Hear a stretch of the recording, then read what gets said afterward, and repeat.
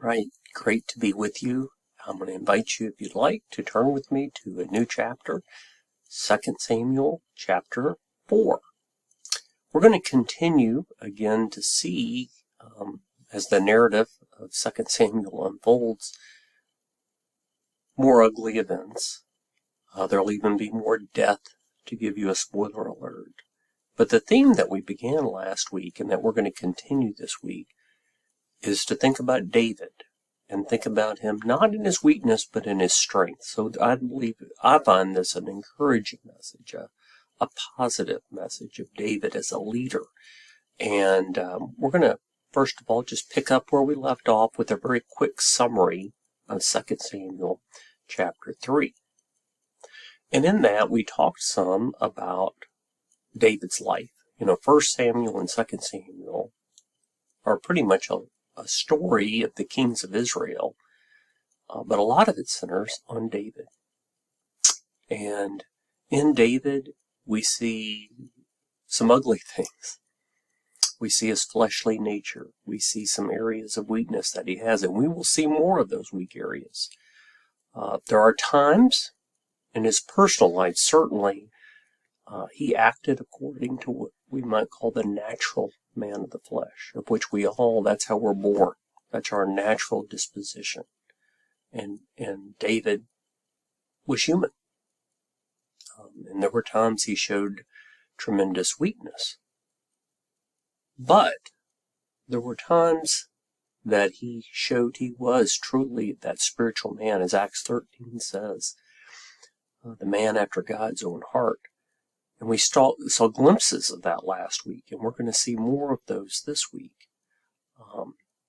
And what we see unfolding in 2 Samuel 3 is that, it opens by talking about as we can be divided between our natural flesh and our spiritual person, the kingdom of Israel itself was divided.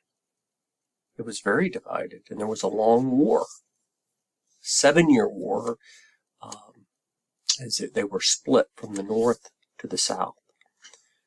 And in the south, we had David as the anointed king, partially at the time of the kingdom, the southern kingdom of Judah. And then Saul, or his prodigy, with Abner, his general, really the power behind the throne, but his son Ishbosheth was the king of the northern kingdom. And there have been a lot of wars, there was death.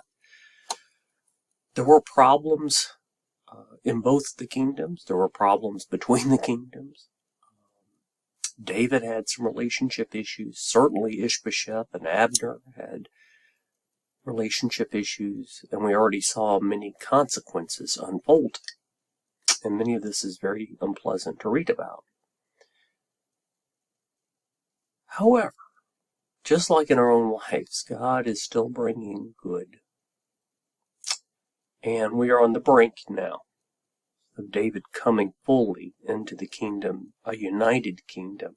And not that God authored the tragedies and the terrible sins that unfolded, but God still was working as He works in our broken lives as well. And so some things that had happened is David was making peace with Abner, who had been his enemy for so long.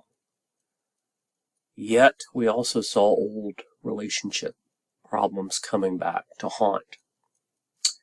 And in that long war, Joab had lost his brother to the hand of Abner. And though David as king called for peace on his own, Joab sought his earthly vengeance. And that is not what we are called to do. He stepped out of the bounds of authority. He took earthly revenge. He didn't trust David. He, on a bigger level, did not trust God. He went outside that. He acted in his flesh. That also created quite a dilemma for David, because this could also break up not just what was happening with Abner himself, but the kingdom and the bringing together of the reconciliation and the peace. And so David acted with legitimate, not just showy type of remorse, but with genuine remorse and mourning and respect. And he kept his integrity, and he was able to keep the peace and unite the people. And so as we left off, we'll just go with the closing part of the passage here to end this. And while he was saying we're going to have a time of mourning for Abner, he said it publicly, and then privately they were trying to get him to eat. But David swore, saying, God do so to me, and more also if I taste bread or anything else till the sun goes down. And the people took notice of it. He was an example.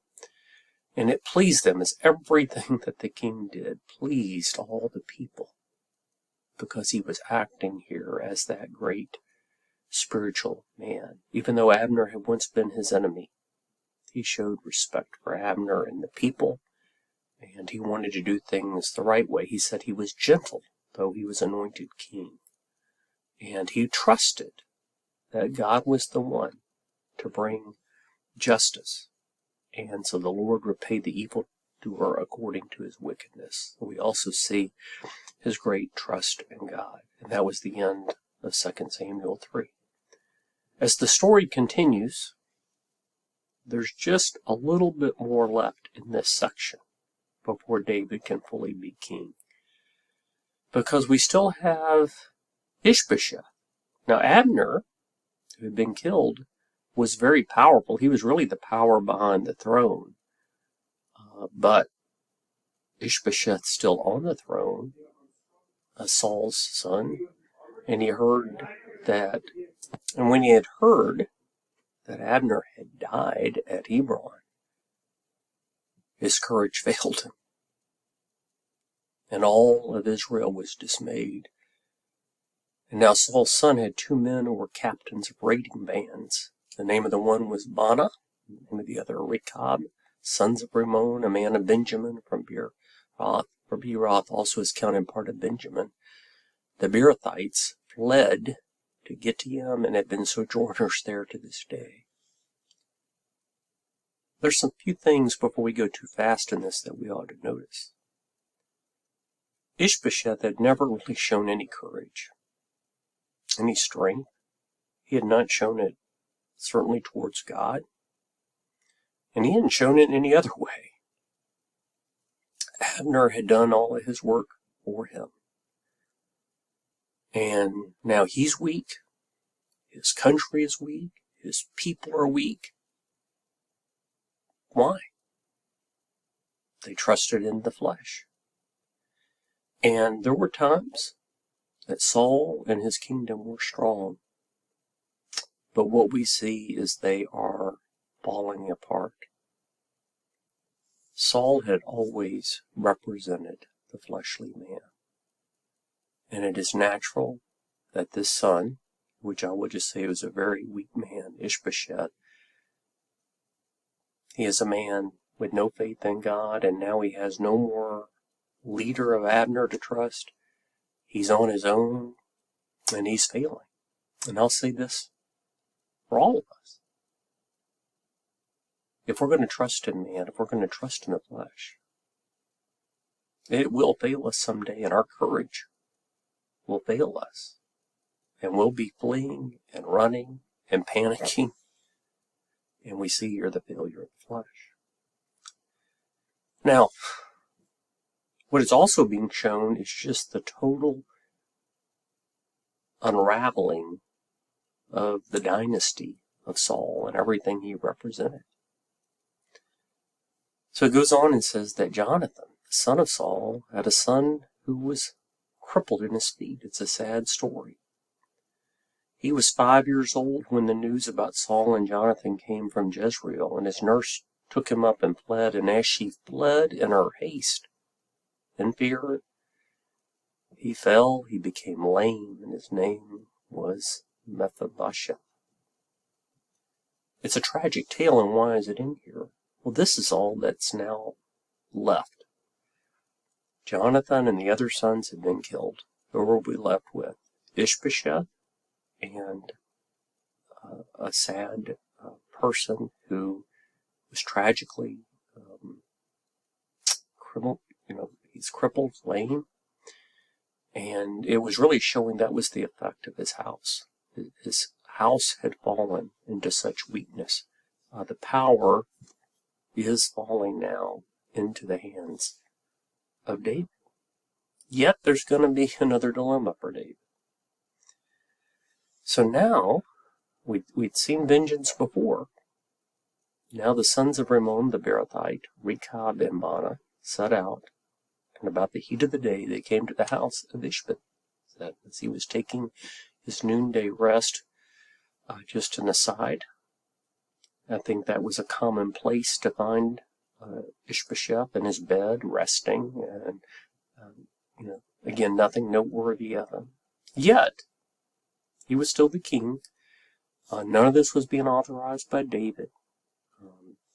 And they on their own, just as Joab had gone on his own, they came into the midst of the house as if to get wheat, and they stabbed him in the stomach, just like Abner. And then Rechab and Baanah's brother escaped, and when they came to the house, as he lay on his bed in his bedroom, they struck him and put him to death, and beheaded him. And they took his head, and they went by the way of the Arabah all night, and they brought the head of Ishbosheth to David at Hebron. So here comes another dilemma for David. They said to the king, "Here is the head of Ishbosheth, the son of Saul your enemy, who sought your life. And the Lord has avenged my lord the king this day on Saul and on his offspring." Will he accept it? Will he celebrate it? Just like we had now Abner the major general, now the king himself. But David answered Rechab and Baanah his brother, the sons of Rimmon the Beerothite, "As the Lord lives, who has redeemed my life out of every adversity." Boy, there's a lot of truth in that. He said, look, you said, look at what you did, but it's the Lord who's in charge.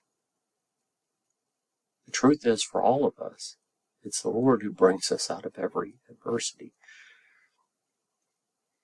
When one told me, "Behold, Saul is dead," and thought he was bringing good news, I seized him and killed him at Ziklag, which is the reward I gave him for his news.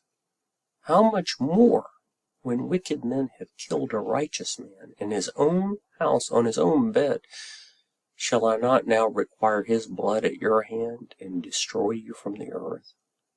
And David commanded his young men, and they killed them and cut off their hands and feet and hanged them beside the pool at Hebron.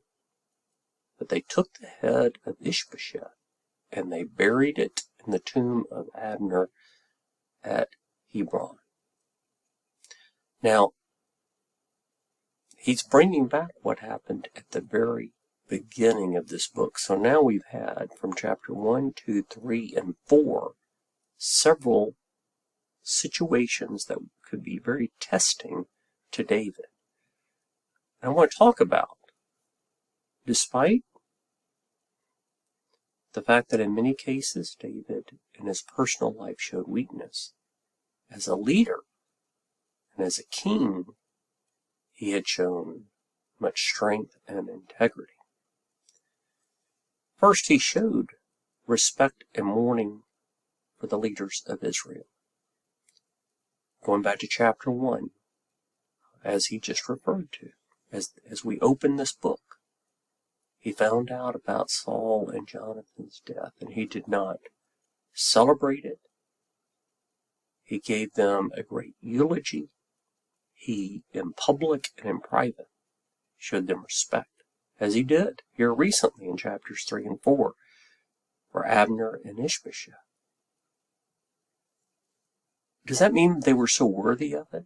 Does that mean they were so good? No, they showed much weakness, much bad character.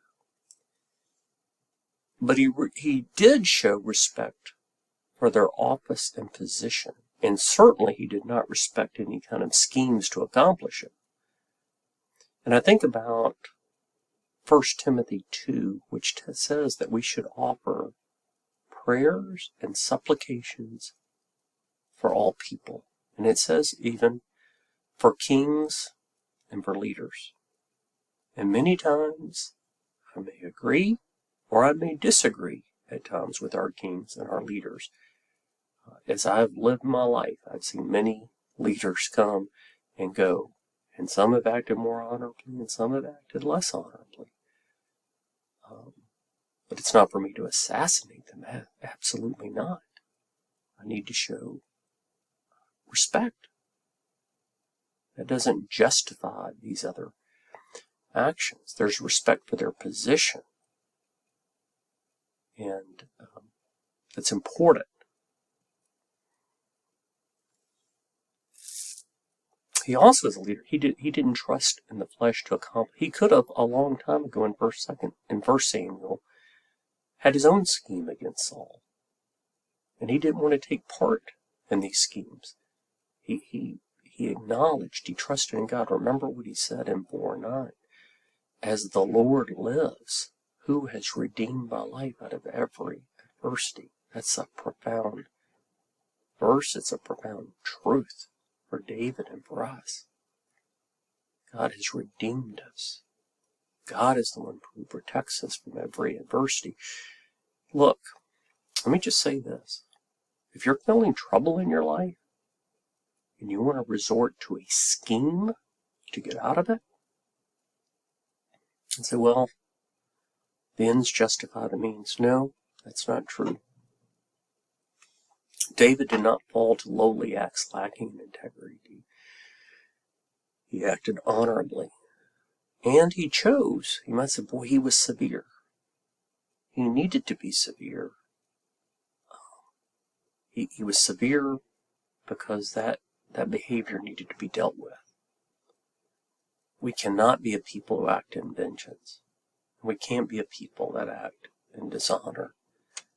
So he kept his integrity before God, and he earned the respect of all the people. And just so you know what we're about to see in the next chapter as we're leaving this time off, I think this is what set him up for his true coronation, which is going to be in chapter 5, where he finally, fully, totally, and completely becomes the king of all of Israel. There are things we can learn from David's life. In his imperfection, there are things we want to avoid. But in his leadership, there are things that we could try to emulate. And I think we need to always be a people who acknowledge that God is the one in control of our life, and that we need to act honorably with integrity in all that we do.